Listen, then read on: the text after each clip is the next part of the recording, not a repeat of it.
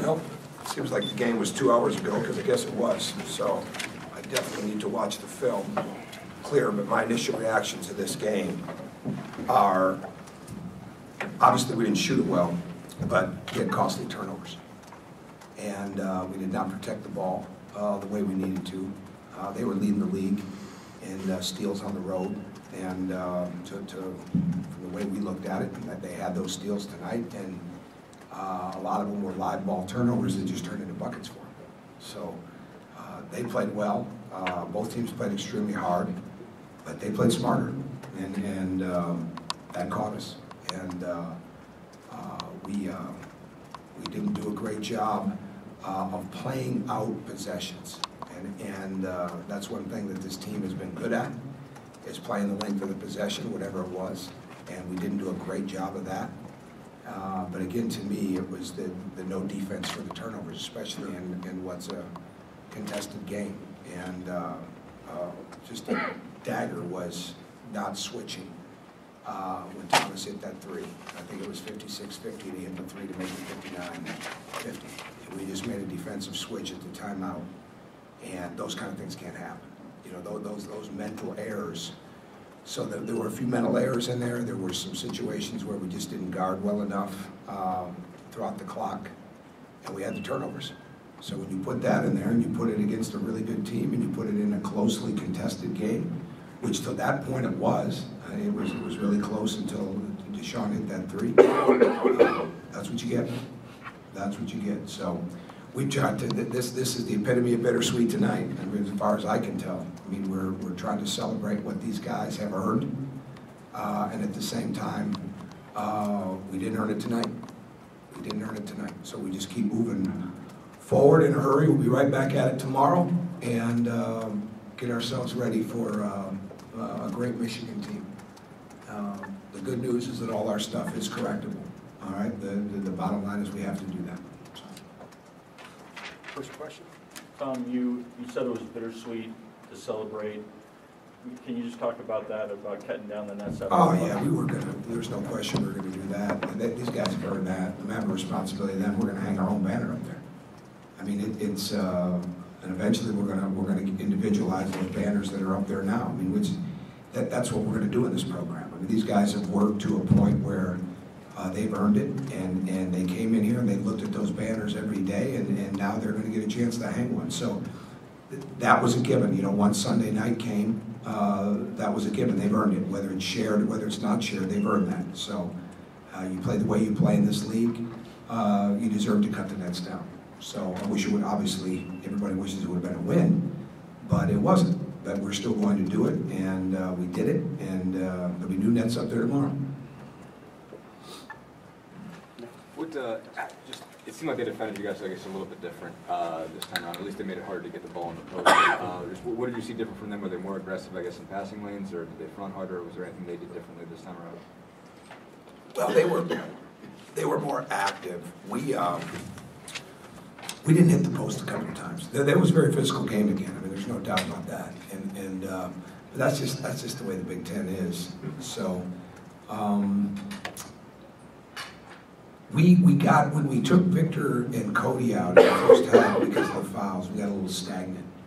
And I was really disappointed with the mental errors we made with the guys that were in running the offense. And we lost a little bit of movement. And so then it became, okay, we've got to get that ball into Christian. And so we never were able to create any separation, but fortunately they weren't either. And so it wasn't a matter of us getting it in, it was a matter of us making the bucket or getting that extended possession by getting the second shot.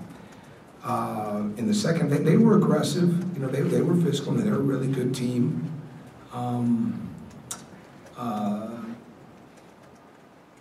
We over-penetrated, and that they were really committed to getting into our drivers tonight.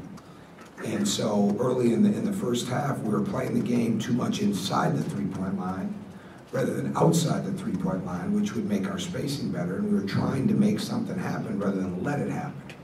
So again, that's my 1:30 in the morning answer. I gotta really go back and watch the film to see some of that.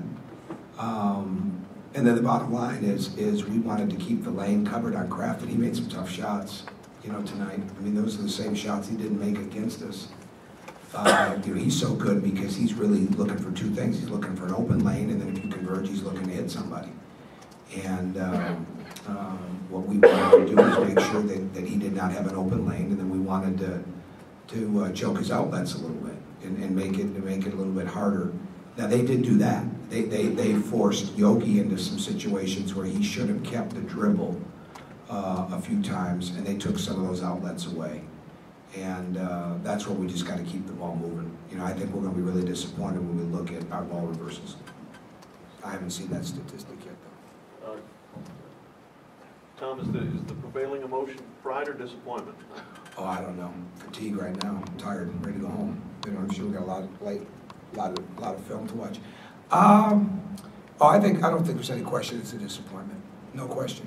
But at the same time, they've earned it. And if you guys are out there, you see that the love these guys have for their families. And let's think about this program. I mean, seriously, I said this to these guys. I don't know how many thousands were still out there, but unless that weather just changed significantly from 8 o'clock on, it was nasty out there. And to have that many people be here, and to have that many people stay this late at night, says a lot about that these guys have really come out there and earned it. So I don't want to get away from that, and I really don't. And I think that's important to remember. But it's also important to remember we didn't play that way tonight either, and that's what we've got to get better at. Tom, I think you guys made your first 7 shots in the second half. You take that 5-point lead. What happened at that point? They were on a 66. Yeah, I don't know. I got to watch the film, Terry. Really, you've got more in front of you than I do, and I don't know. Honest answer. I have to watch the film. You mentioned Vic in the foul trouble. How much of that kind of taken him off his game when he can only play 7 minutes in the first half? That's not good. Yeah, that's not good. He's a flow player, and we played time and score with him in the first half. We were ready a couple of times to put him in, but the score stayed right, in a good spot. I mean, and it became very clear that this was going to be a, nail biter, going to go all down to the wire. So you definitely don't want to go into the second half with the risk of him having his third. Then I wouldn't change that. Same thing with Cody. If it had started to go the other way drastically, then you got to make a decision there. But you got to play time and score with your best players. Can you talk a little bit about just how the seniors have really grown over the past 4 years and what they mean in this program? Yeah, who are you with? IU Sport Council. I'm sorry? IU Sport Council. Okay. They've been phenomenal. I mean, they've grown a great deal here.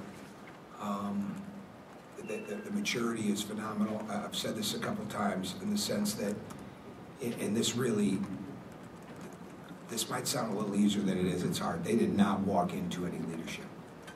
When you talk about walking into a program that had upperclassmen that had success, upperclassmen that knew what it was like, upperclassmen that had been through the battles, upperclassmen that had an understanding, would they could bring some of that to them. They didn't have any of that. So for them to do the things that they did and deal with what they dealt with early on and to get this program, where it's at right now, that's a big story. It doesn't feel like it tonight. I mean, I get that, but it's a big, big story for what those guys have done. A big story. And really, you look around, there's just not, there's not many that are like that. They weren't walking into success. And in some programs, you're walking into success. These guys were walking into a train wreck. And they did a great job with it. They did a great job with it. It wasn't anything that was easy. They'll be better for it. And I think you see that. I think you see that in the way people respond to that and respect that. And they've got a great legacy here. There's no doubt about it.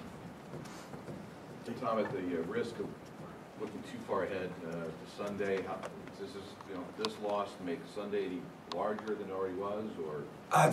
They're all big games. Right. So, I mean, there's no question that we'll go into that with a game season mindset. That's how you coach this time of year, and that's exactly how we're going to operate as much as possible. I don't think you get better if you start doing the what ifs and what if we do this and what if we do that. I think you go in and you say, we're going to really go get after this. We know we're playing a really good team.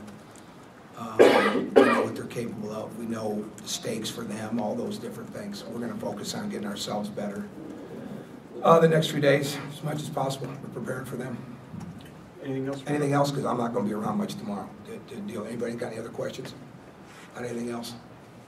Let's ask them now, seriously. Okay. Tim, anybody got anything for me on stories they're working on? Go ahead. Can you just, from that standpoint, comment on the amount of work Oladipo's put in to become who he is? Oh, I think it's mind-boggling. I mean, he never takes a day off, literally. And I mean, give you an example. We're done with practice yesterday at 4, I think, 4:15. We go in the film room. Others media, the whole thing. It's 6:30 at night. He's still out there working on his shot. Now, that may not sound like much, but he got over here probably about 1 o'clock. I mean, he has made this his life's calling on that court. I mean, and he's a phenomenal student. You know, they're going to graduate in 3 years, but he never, ever takes a day off from getting himself better. It's impressive. Anybody else? Ben? Yeah. Excuse me.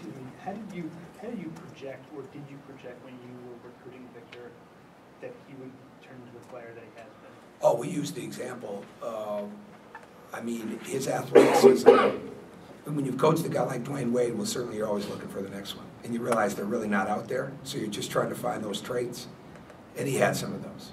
There's no question. And it's become kind of cool now to make those comparisons. But we saw that talent, that upside in athleticism, you know, the very humble, undervalued. Dwayne didn't start but half the time on his AAU team. You know, Victor was a sixth man as a junior, and you know, a stellar defensive player on his AAU team, all those different things. So you couldn't just look at where he was at right then, even though that was pretty impressive. You had to look at the big picture, but we had no idea the work ethic he was going to come in with. I mean, you think a guy's going to work hard, and then you get him in the way that he goes. And Will Sheehy and Jordan Hulls do the same thing. I mean, but there wasn't a doubt in our mind when we were recruiting him that he was one of our key people that we were going to recruit in this program, just because of all that talent, toughness, defensive ability, personality, and upside. Did you convey the Dwayne Wade comparison while you guys? Oh, well, we always use those. But you know, when you coach somebody great like that, you're doing them, Dwayne, and yourself a disservice if you say, oh, you know, you're like Dwayne Wade. No, you try to use some comparisons and aspects of it, but more you try to talk about the path of how, like, he became a Dwayne Wade, and that's what you're trying to get across. And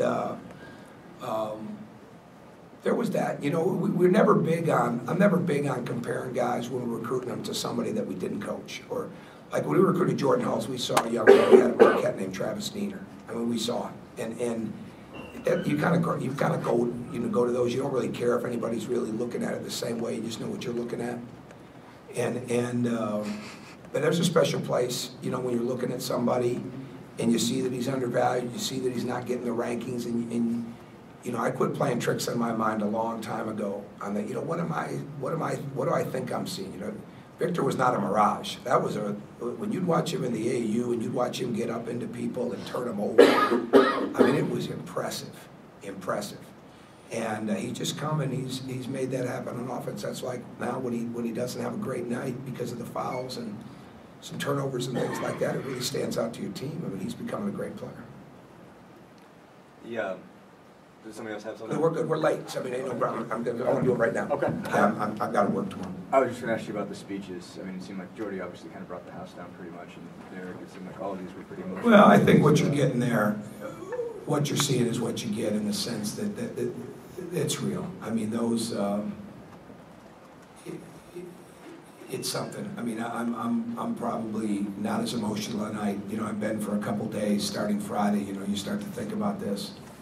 You know, and you're trying to keep yourself together when you're with your team, but you're in your car, you're by yourself, and it's like, it's just hard to believe. And then you stand out there and you listen to these guys, and they always had, none of them were immature. They might have been young, and, you know, they got some silliness and things like that, but they've been so well raised. And then you see them stand out there and have it planned out what they want to say, but at the same time, what they're trying to say and what they're saying with their heart is amazing. And that's when the tears come. And we've got some great kids. I mean, just phenomenal kids. And when you see them talk about their families, you get it. You know, and so to me, that's why the tradition of what they've done here forever with the senior night speeches, it's phenomenal. You know, we're going to hang our own banner for a championship. There's some things we'll do ourselves, but there's some things you never want to do away with. And the way senior night's done here is phenomenal. So I thought it was really special. I'm glad we'll have it on tape. Tom, with what's still ahead for this team and the goals the players themselves talked about tonight, how significant or important would an outright championship be and the #1 seed in the Big Ten? Just want to win the next game, Rich. Just want to win the next game. That's really what the focus is on. There's no hyperbole. There's no more than what it is. We want to go win the next game. So the plan ahead from that. I'm not going to coach those guys like that. You know, we started backing off a long time ago to have ourselves ready to have the conditioning and the bodies and things like that to play this time of year, and that's where we're at. But right now we need to go up there and put our best foot forward and focus on Michigan, not the rest of it. Anybody else? Okay, thank you for being patient. Thanks for waiting. Thanks.